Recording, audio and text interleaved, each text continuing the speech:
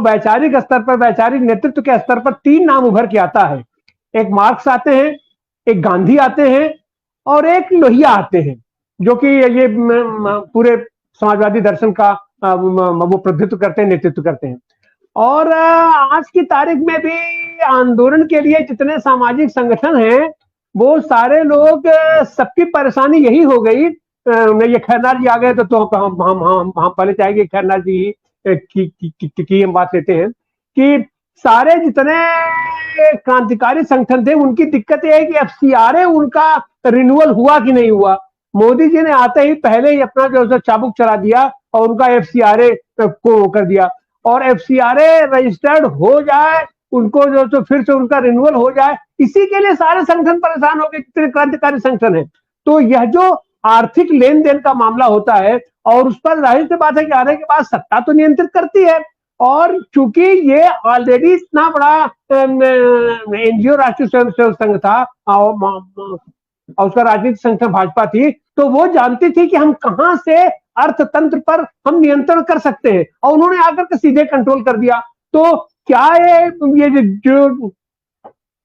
जो हमारे सामाजिक आंदोलन थे, राजनीतिक आंदोलन हो रहे थे, उनकी कमजोरी का यह भी तो कारण नहीं है? और फिर ऐसी हालत में जयप्रकाश नारायण और लोहिया जिस धारा का प्रतिनिधित्व करते थे, ये समाजवाद का, वैज्ञानिक समाजवाद धारा का, तो उसको कमजोर होने का आप कारण और उसके निवारण को आप किस तरीके से देखते हैं? सुरेश खन्ना जी, अनम्यूट कर लीजिए। सुरेश खन्ना जी, आप हैंगअप हो गए हैं। संदीप यादव जी के पास, संदीप जी, मेरी आवाज आ रही है? अभी आ रही है आपकी आवाज जी। मैं ये कह रहा हूँ कि अन्ना आंदोलन के समय बोल रहे हैं, ये जो वर्तमान जी बोले, दिल्ली के मुख्यमंत्री पद पे जो विराजमान है अरविंद केजरीवाल, ये खुद एक सूचना के अधिकार के एनजीओ थे। मैं उनको उस हैसियत से भी देख चुका हूं, देश भर में वर्कशॉप लेते घूमते थे। इसलिए आरएसएस को बहुत अच्छी तरह से मालूम है कि श्रीमती इंदिरा गांधी के खिलाफ का आंदोलन 74 का हो और अभी का 2013 के आसपास का आंदोलन, तो इसलिए संघ को एनजीओ फिनोमेना क्या है, वो क्या कर सकते हैं, इसका आकलन किसी और से ज्यादा आरएसएस वालों का ज्यादा रहा।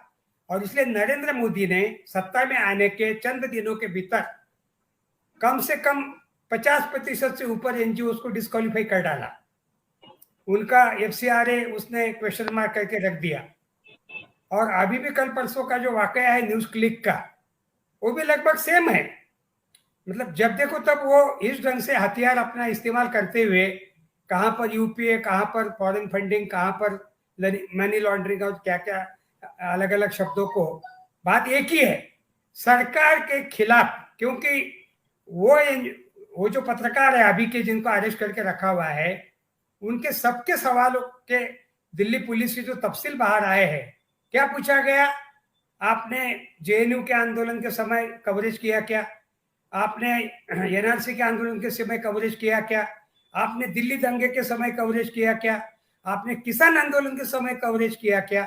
मतलब सरकार, वर्तमान सरकार इस ढंग से भय में चली गई है कि उसके दौर में 9 साढ़े 9 सालों के भीतर में जो जो कुछ हुआ, वो सब चीजों से वो वैसे ही मीडिया को कंट्रोल करके बैठी है।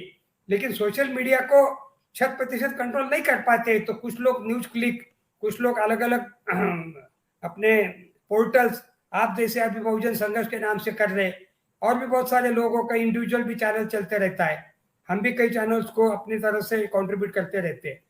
तो वर्तमान सरकार नई टेक्नोलॉजी को फेस करने के लिए जद्दोजहद कर रही है, और उसमें एनजीओ को डिस्कवर भी करना, ये उनका नंबर 1 एक पार्ट रहा।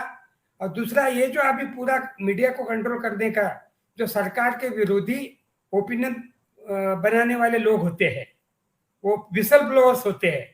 तो सरकार इस चीज से विलक्षण भयभीत है, लेकिन उसके बावजूद सरकार का जो ग्राफ है वो बुरी तरह से नीचे गिर चुका है। ये सरकार को आने वाले दिनों में बहुत जल्दी पता चलेगा, क्योंकि लोग जो भुगत रहे हैं आम आदमी के दैनंदिन जीवन में उसको जो फेस करना पड़ रहा है। आज मेरे घर में इलेक्ट्रिक का काम करने के लिए एक मैकेनिक आया था, वो बता रहा था 200 रुपये किलो की दाल, और वो मुस्लिम है। बोले हमको तो बीफ खाना मना कर दिया, बीफ भी मिलता नहीं, तो प्रोटीन के तौर पे हमको दाल एकमात्र अगर बचा हुआ माध्यम है, हम वो भी नहीं खरीद सकते क्योंकि 200 रुपये किलो है। आज हमारे घर में दिन भर काम करेगा तो 400 500 1000 रुपए ले जाएगा, लेकिन उसमें वो क्या क्या करेगा। तो ये जो एक आज कमा के खाने वाले आदमी की जो बात है, और यादव जी ने जो फोकट राशन वाली जो बात कही थी, मेरी जो काम वाली बाई है जो मेरे घर में हमको खाना बना के खिलाती है, वो कहती है कि सर हम राशन का खाना अनाज नहीं खा सकते, हम उसको खुद बेच देते हैं, क्योंकि वो इतना सब स्टैंडर्ड होता है, सड़ा हुआ गोदामों का माल होता है, बहुत मजबूर बिल्कुल ही जो कोई गया गुजरा होगा वो ही खाते होंगे। लेकिन ये जो फुकट में देने वाली जो बात है, उसका अगर अपन रैंडम सर्वे करके देखेंगे तो ये इतना सब स्टैंडर्ड अनाज है कि जो कोई भी खा नहीं सकता है। तो ये सब ऐसे सारे गुनाह, ऐसी सारी जो गलतियां वर्तमान सरकार की चल रही है, किसानों से लेके, मजदूरों से लेके, बेरोजगारों से लेके, और एनजीओ 50,000 के आसपास जो उसको इस सरकार ने डिस्क्वालीफाई कर दिया है। उनकी जो भी लिमिटेशंस हो, जिस भी ढंग से रहे हो, जयप्रकाश आंदोलन के बाद में ये काफी बड़ी संख्या में इनका एक तरह से बनना शुरू हुआ। उसमें कुछ लोगों ने परिवर्तन का, पर्यावरण का कई सारे बदलाव के अच्छे काम भी किए, हमारे ग्लोबल वार्मिंग से लेके बहुत सारे महत्वपूर्ण विषयों पे, कल्पवृक्ष है, ग्रीन पीस है, हमारे अनिल अग्रवाल साहब की अभी जो संस्था है दिल्ली की, ये सब चीजें बहुत फंडामेंटल और महत्वपूर्ण काम कर रहे हैं। तो नरेंद्र मोदी हो या इंदिरा गांधी हो या कोई नेथन्याहू हो या कोई बिडेन हो, सबको ऐसे लोगों से भय लगता है, और विश्व के स्तर पे इन सब लोगों से ये सब लोग खार खाए रहते हैं, और जब जब इनको डंडा चलाने का मौका मिलता है ये चलाते रहते हैं। तो इसलिए भारत में भी जो कुछ किया गया है वो नरेंद्र मोदी ने भय के कारण, वो ऑलरेडी बहुत बुरी तरह से भयभीत आदमी है,